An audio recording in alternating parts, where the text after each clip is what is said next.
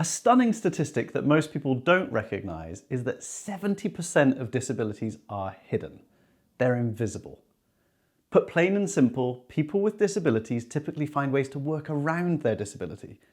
But the changing face of work, specifically the proliferation of video technology, is creating a need for professionals with disabilities to disclose. One major barrier is that people with disabilities worry about how their disability is perceived. Previous poor experiences in the workplace lead to questions such as, does it cost more to include me? Or should I have to keep explaining my disability to people? These are commonplace and completely normal to feel.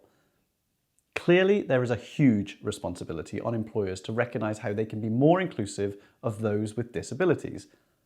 From recognising the importance of culture, to sponsoring regular discussion about disability, to giving time to share the available accessibility tools, the tools that optimise people's productivity in the workplace.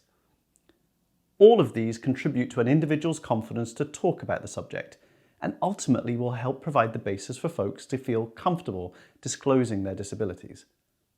In 2018, Accenture did a study entitled Getting to Equal, the Disability Inclusion Advantage, that shows that companies that deliberately invest in a program for disability awareness and inclusion outperform their peers. This shouldn't surprise us. Confident companies with employees routinely able to do their work in a culture that supports them and that recognises the value they deliver will benefit from a learn-it-all, inquisitive mindset. In my role as accessibility evangelist, I meet with the world's largest companies, spending time with them in webinars, exploring technology, helping them to build capabilities as employers, as creators, and as service providers. Often, audience members disclose their disabilities right there in the meeting as we discuss the tech. I'm colourblind and I hate our red and green scorecards.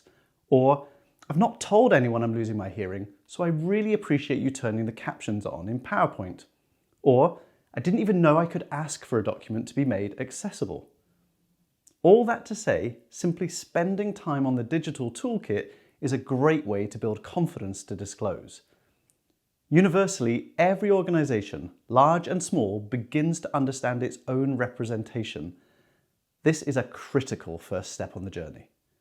Companies that have good representation and talk about accessibility will begin to build systems, products, experiences that are more digitally inclusive.